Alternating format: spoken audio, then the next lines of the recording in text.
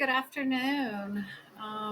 I want to begin by saying that this channel is being created for parents, families, children, for my own children, for even historical reference about what families endure and go through. The title is Three Out of Four, a statistical win, 3 out of 4 wins. And this is relevant to the complexities of me saying and feeling in my heart and soul that 3 out of 4 of my children love me, have a bond with me, and have been with me most of their life. If you hear in the background, that's my two youngest. They're at home. My two oldest is where all of this started. And my two oldest are from the younger, more innocent days of my life when I just wanted a simple life as a mom, enjoying each and every day of my life. And that was turned into one of the hardest lessons of my life, but also one of the hardest time frames for my two oldest children. My two youngest children, I work as hard as I can to balance our lives and to try to reunite our family for my 4 children so that when I am gone, they will have a bond and a relationship and a support system, and that they can build our future generations full of love and trust, encouragement, so that they can learn. I think that most of the time, no one talks about the hardship, no one talks about bad situations, no one talks about why something happened in a family and how to recover from that. I had a custody battle that ended up with my second child, my daughter, Milena, taken from me through a court system battle that I did everything I could to keep our life stable in our home, but I did not win that court battle.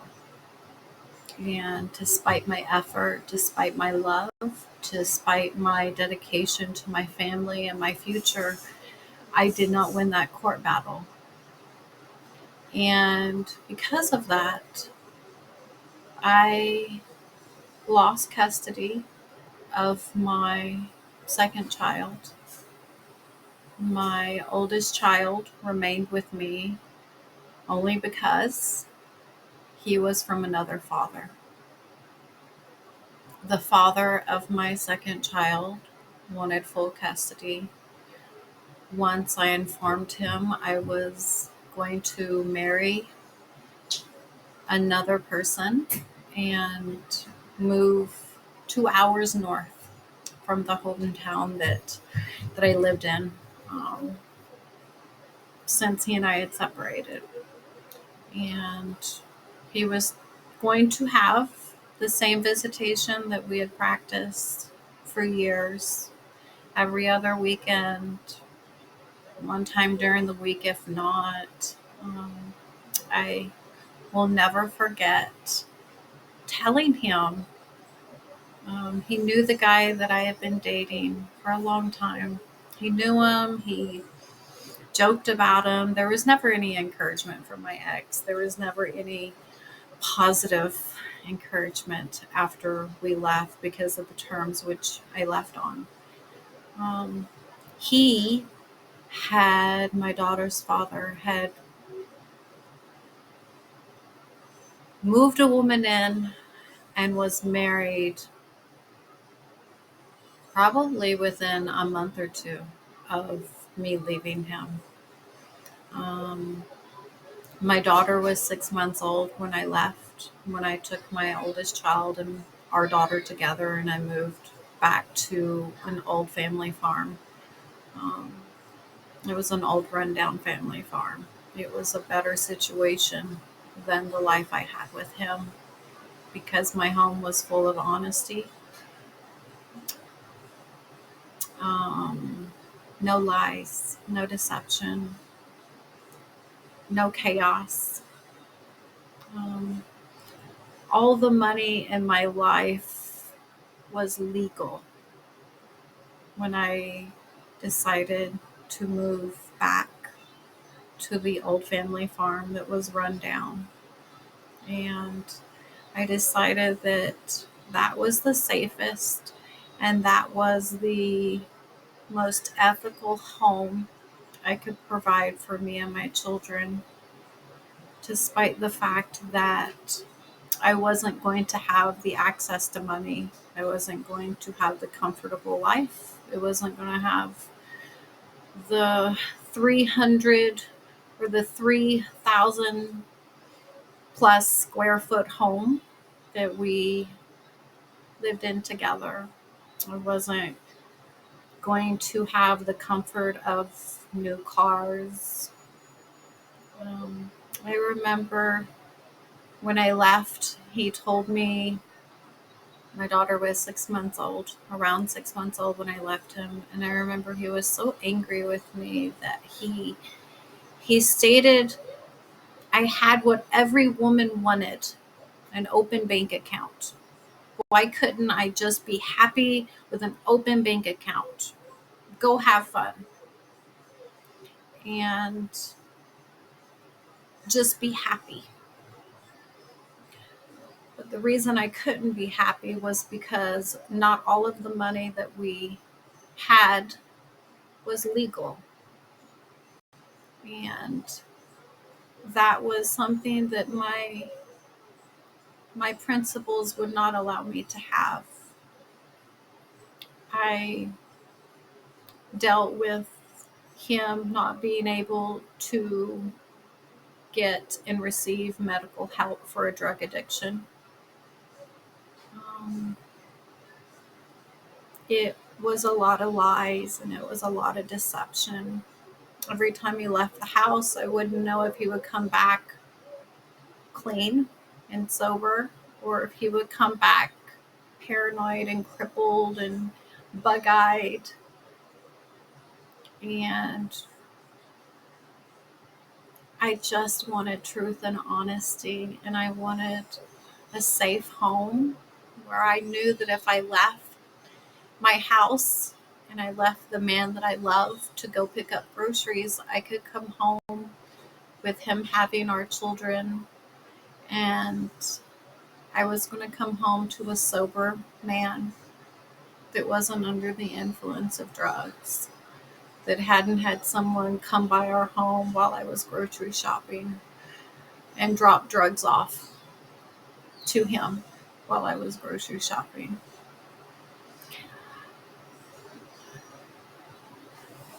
I loved him. I had people tell me that I was the love of his life. And honestly, during that time frame, he was the love of my life. He was not physically the most attractive man. He was 13 years older than me. When we first met, he was older. He wasn't the young, attractive man that I pictured I would be with or that I would love. But he was so funny. And he and I would laugh and joke. And we would go down the road and we would sing music together. We were inseparable. We had so much fun. And out of those carefree, I remember when I When I first seen him and met him, he was just not anyone that I would typically go on a date with. But his laughter and his humor and his jokes were at my level. Um, Anyone who knows me knows that I'm lighthearted and I joke, I make light, and I enjoy every aspect of life that I can. And he and I shared that. That was some of the most fun days of my life. I will always cherish those days, and I will always be thankful that we had a child out of that love that we had for each other. But I didn't know. I didn't know everything about him. I didn't know who he was. I didn't know how he made all this money. I thought he was a farmer. Um, thought he was a farmer. Thought he was a dairy farmer and he traded cattle. That's what I thought. And out of those carefree days, the first time I ever did harder drugs beyond marijuana was due to our time together. Um, I thought I was being introduced to a life of like a rock star. Yeah, to me, he was like a rock star. He had the flashy car, the beautiful home. Everyone knew him, um, and I thought that was a part of life. Yeah, yeah, I'll be in a minute. You're welcome. Okay, that's my youngest child, Ayalani. She's 3 years old. Um, I cherish my two youngest. My two youngest are 6 and 3. Um, so back on to my time with Brad. He and I had so much fun. But I thought he was like a rock star, and I thought that that was the typical life that everyone had. I thought that seemed like he had everything together. So if he did drugs, it looked to me like on the outside looking in that maybe that was just what people did. Maybe there wasn't anything wrong with drug use. As long as you held your life together and as long as you functioned in society and as long as you had a good heart. Um, I fell into that life. I fell into a circle of friends and community members who, on the outside, looked like they had everything together. And I admired them. I admired the life that I seen, and I went with the flow. I went with the flow until I noticed that the drug use wasn't under control. And I had workers ringing the phone off the hook at the house because we had landlines. This is, our daughter is 17 now, Milena, my second. So this would have been 18, 19 years ago. Um, and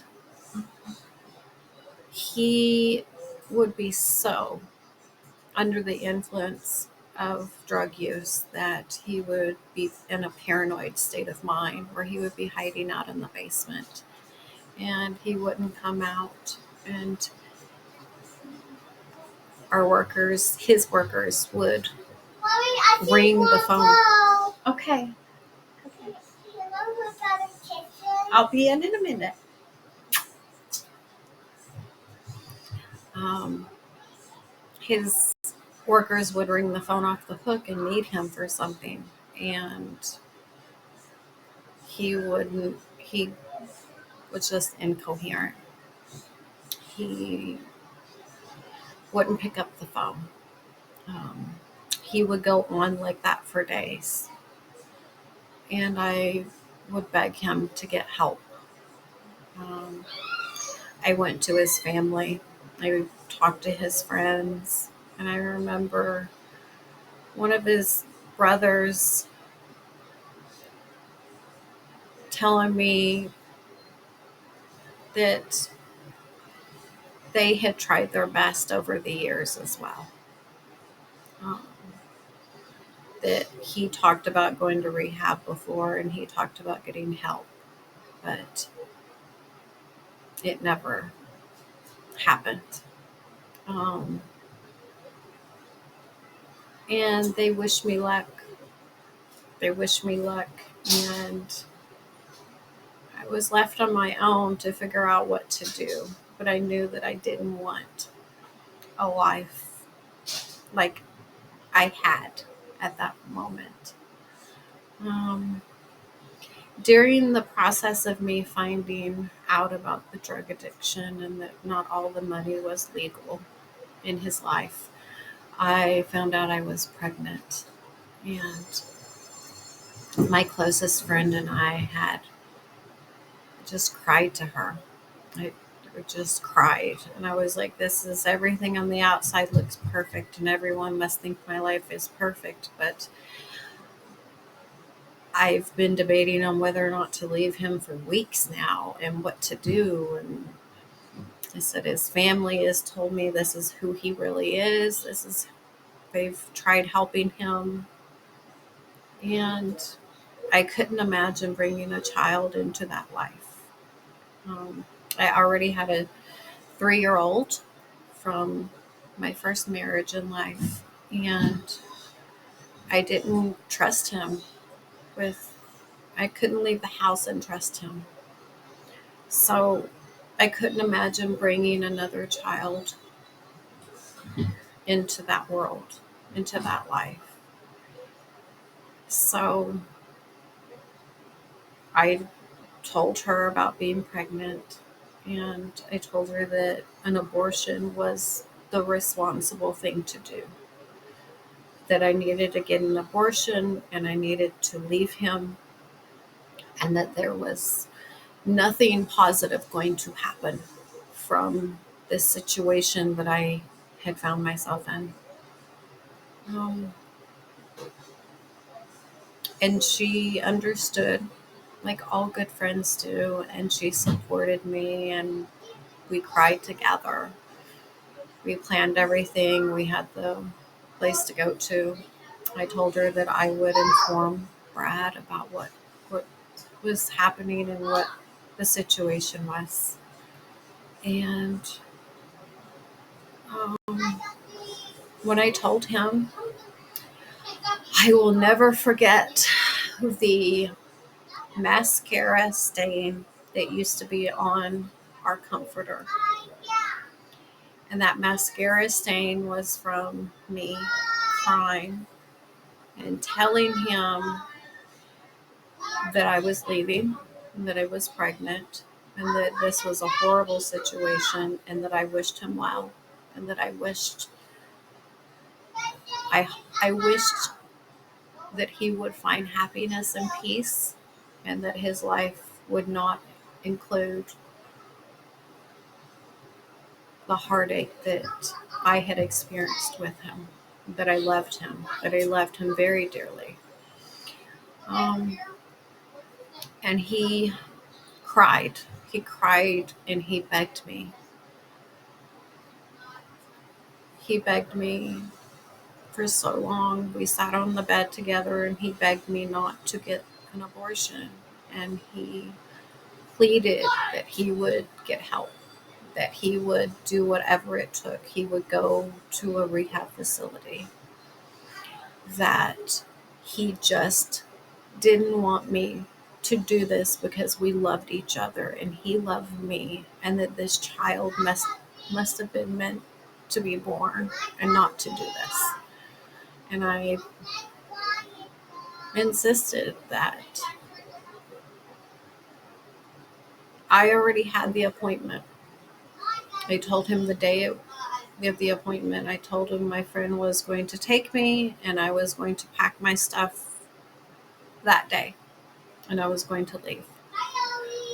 And he begged me. He begged me and I bawled and he bawled, and he promised me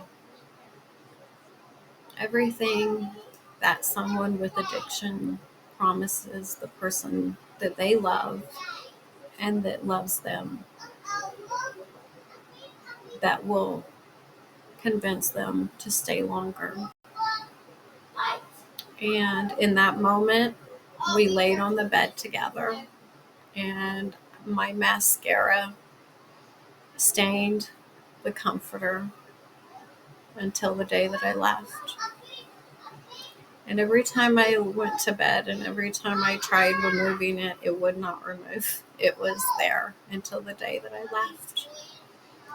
And that mascara stain reminded me that out of all of the heartache, even to this day, 3 out of 4 of my children love me and have a bond with me. And to this day, I recall that mascara stain that I will never regret, that I wished I had that comforter. But in my mind, I have it forever because I will always cherish us laying there as I cried and he cried and he held me. And we made plans together to have the family that I always wanted, to have the family that he wanted, that was full of love and laughter, where we put our children as top priority. And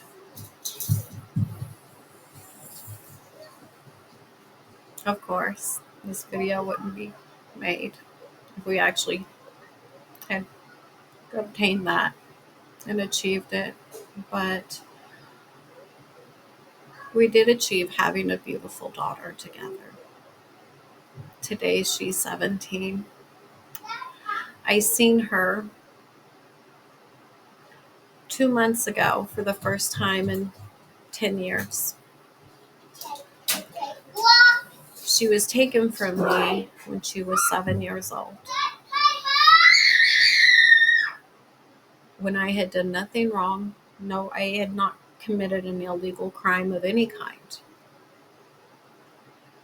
But she was taken from me because a judge ruled for Brad that her life would be better with him and his new wife in their home together, in the home that Brad and I once shared together as well. And